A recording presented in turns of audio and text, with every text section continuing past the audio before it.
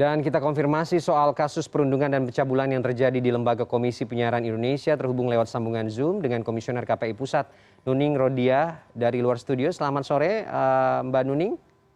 Selamat sore, Ya, Ferdi. Apa kabar? Baik, sehat Mbak ya? Alhamdulillah sehat. Alhamdulillah, terima kasih sudah bergabung dengan kita. Langsung saja Mbak Nuning, saya ingin konfirmasi beberapa hal. Sorotan publik tertuju pada perundungan dan pencabulan ini dialami bertahun-tahun begitu ya di KPI Pusat dan sudah dilaporkan juga. Tapi kemudian diabaikan karena dianggap sebagai urusan internal instansi dan akhirnya bersuara begitu ya, dan ini terungkap ke publik. Apa yang bisa Anda sampaikan soal ini, Mbak Nuning? Jadi kami di Komisi Penyiaran Indonesia Pusat tentu adanya dugaan perundungan dan kekerasan seksual di kantor KPI Pusat ini sangat kami sesalkan.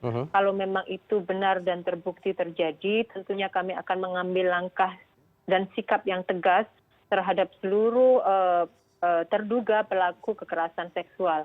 Bagi kami di Komisi Penyiaran Indonesia, zero tolerance untuk kasus kekerasan seksual dan perundungan. Ini komitmen kami sudah manifest di setiap kebijakan yang dibikin oleh KPI. Bahkan kami membuat regulasi penyiaran, dilarang adanya menayangkan muatan kekerasan seksual, terus kemudian adanya bullying, perundungan, dan lain sebagainya.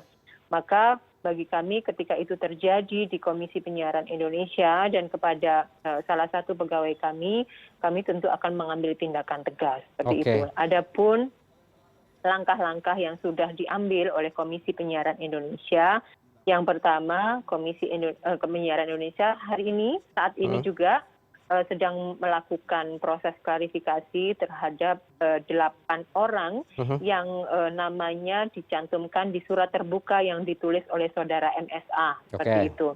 Nah, yang selanjutnya juga kami mendukung sepenuhnya proses yang kemudian sekarang sedang berlangsung di aparat penegak hukum berdasarkan yang semalam sudah dilaporkan oleh MSA dan didampingi oleh saya sendiri untuk kemudian diproses sebagaimana mestinya.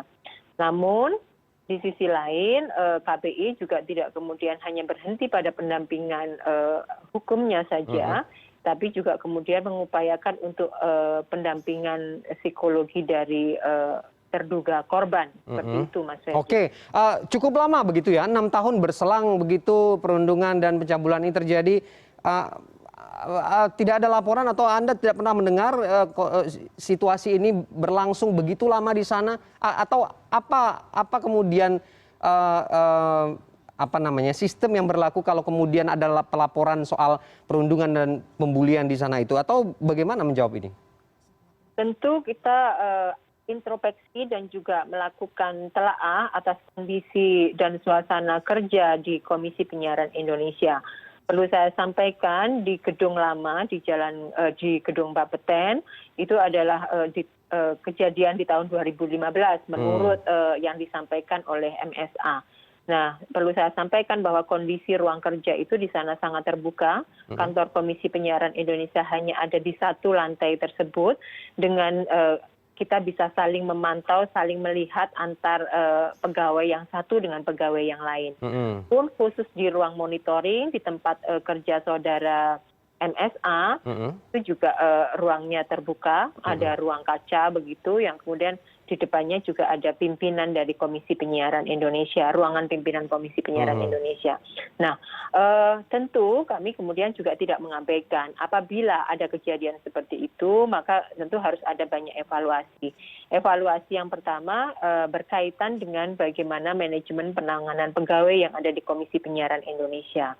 Apakah sudah disiapkan ruang-ruang untuk memberi fasilitas konseling terhadap seluruh pegawai apabila mendapatkan tekanan-tekanan pekerjaan, baik itu tekanan dari rekan kerja maupun dari kalau kita bicara penugasan dari pimpinan dan lain sebagainya. Jangan sampai beban yang kemudian ditanggung itu kemudian berakibat atau berdampak secara psikologis terhadap pegawai kita. Dan juga memberikan ruang konseling apabila ada problem-problem yang kemudian menimpa pegawai yang ada di KPI begitu. Oke, tindak tegas untuk terduga pelaku ini apa? Pemecatan atau bagaimana? Tentu ada mekanisme di aturan kepegawaian kami karena mereka semuanya diatur di aturan tentang PPNPN, pegawai pemerintah non pegawai negeri kan begitu. Nah, kita akan melihat dan kita akan kemudian memastikan jenis pelanggaran yang kemudian dilanggar oleh para pihak gitu. Nah, tentunya nanti langkah berikutnya berupa sanksi itu sangat menyesuaikan dengan aturan yang ada.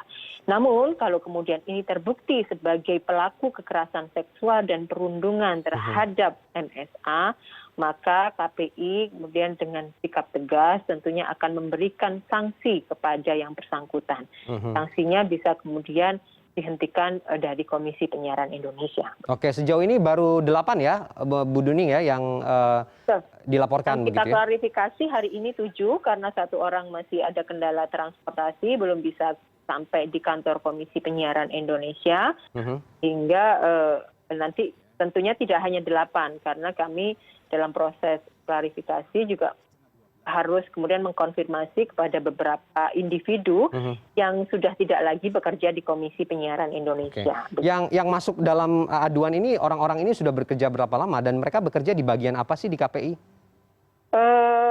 Saya kira ada yang mulai 2012, ada yang mulai 2010, tadi klarifikasi yang kita lakukan, dan memang dari yang sudah kita klarifikasi, masa waktu atau masa bekerjanya memang jauh lebih panjang daripada MSA, lebih duluan di KPI daripada MSA. Seperti itu yang kemudian kita temukan di sana. Seperti itu, Mas. Oke, ini yang kemudian jadi konsen publik bahwa lembaga yang seharusnya menjadi job description-nya adalah mengawasi soal-soal perundungan, pembulian, dan juga pelecehan seksual ini justru ditimpa oleh persoalan seperti ini. Ini yang mungkin kemudian harus dijawab dan publik harus mengetahui bagaimana akhir dari kasus ini dan apakah kemudian dugaan-dugaan terhadap terduga ini bisa dibuktikan nanti di depan hukum. Terima kasih Bu Nuning sudah bergabung dengan kita sore ini. Baik, terima kasih.